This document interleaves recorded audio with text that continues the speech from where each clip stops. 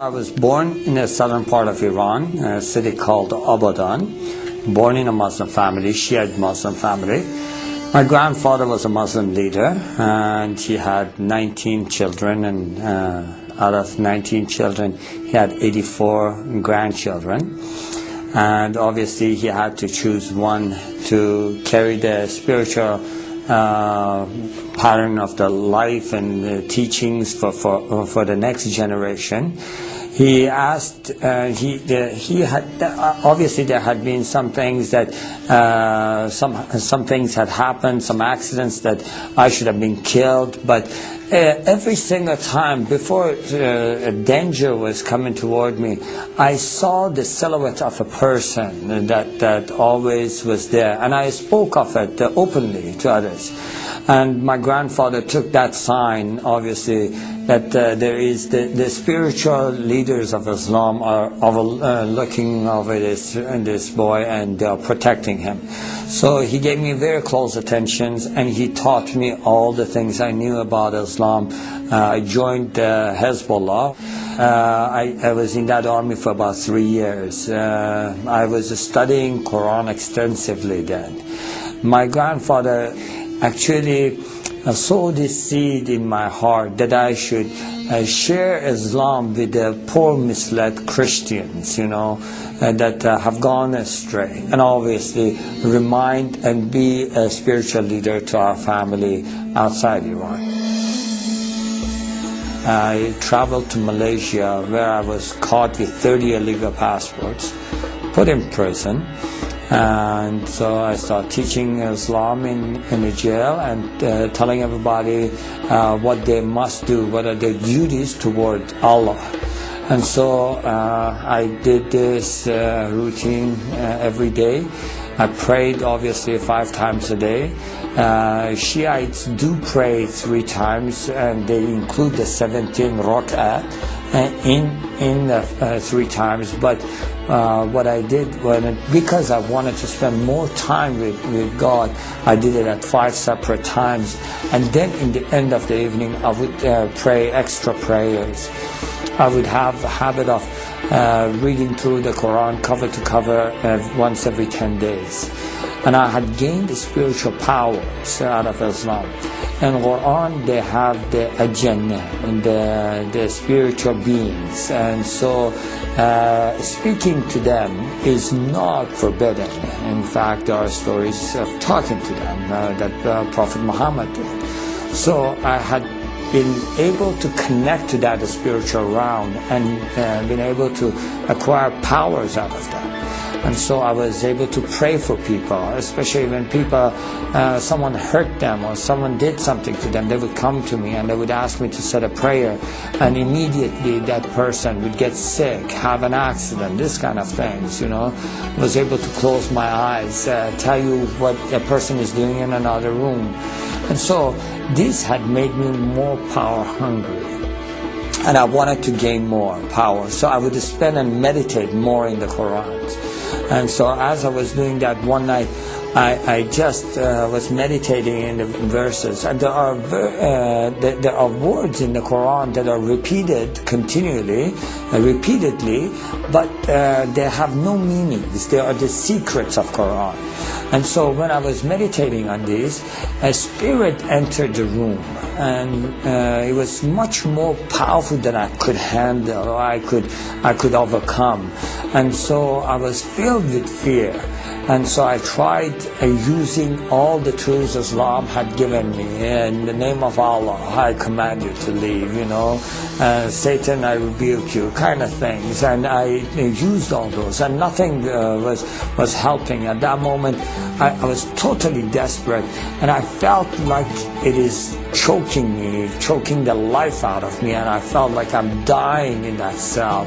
And I just cried out to the heavens, and I said, God, in Farsi, Khuda, help me. And immediately I heard a voice, just as clear as you hear my voice today, saying, bring the name of Jesus. And at that moment, I really seriously did not give it 1 second of thought. I feel like going back, I was drowning. And a man that is drowning, you throw a rope, they would never question you about the color of the rope. And just grab on. And so I did. I said, Jesus, if you are true, show me yourself. And to this day, I have no idea. Obviously, going back, I'm thinking, why did you word it that way? Why didn't you just say, Jesus, help me? I don't know why, but that's the way it came out. And before I was finished with the sentence, everything was back to normal. Now, that was not my conversion. That was the beginning of my confusion. Why would Jesus help a Muslim? Now, I had done everything in my power to be a good Muslim. I had already tried to go and commit myself in the way of Allah and be a martyr for Him, walking on the mines. And so the government of Iran used to issue the people that are fadai, or the ones that are willing to give themselves, to sacrifice themselves, a special Quran that had the stamp of the government. I had participated in the executions by hanging.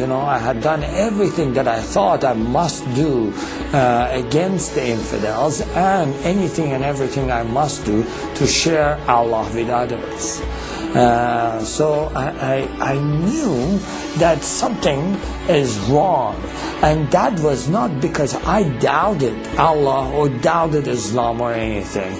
I fully believed, and I didn't know what that is, and it just confused me. And so I tried to just forget about it, But that question, why would Jesus help a Muslim?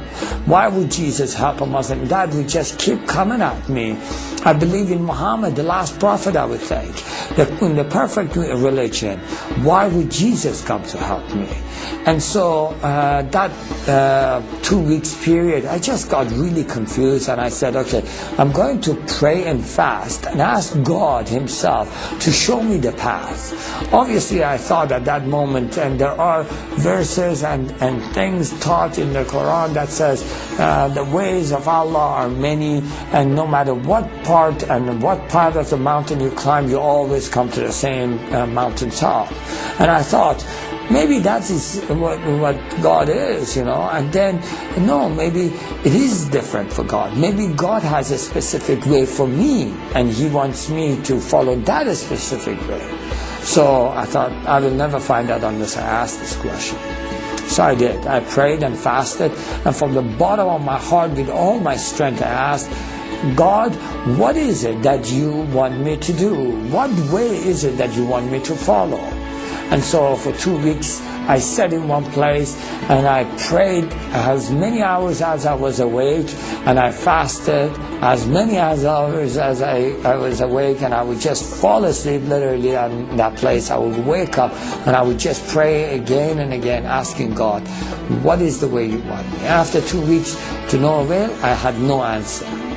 And I really got frustrated. I just thought, forget it, what is this? I have no chance of finding out what He wants. I don't even know if God exists. And I have wasted all my life. I have been afraid all my life, trying to do everything that would please Allah. And now He confuses me. If Allah is all great and He sees the heart, He knew in my heart I love Him. And what matters if I call Him whatever name I call Him? He knows in my heart I love Him. And if it does matter to Him, I ask Him. For 2 weeks I sat, prayed, and nothing happens. So, you know what? I'm going to go do my own thing. I'm going to go walk my own path. I'm going to do what pleases me. Obviously, at that very moment, I felt the power of God filled the room. Now, in Islam, the greatest sin you can commit, and you can never be forgiven for that, is doubting God Himself, doubting His teachings, doubting His prophet. And I had done that. And in Islam, they teach you that Allah never visits, God never visits human beings. I feel, and I know against Islam I have committed the greatest sin that can never be forgiven God's presence is in the room, and I'm confronted immediately with His holiness. All this is happening simultaneously, and I'm confronted with His holiness, which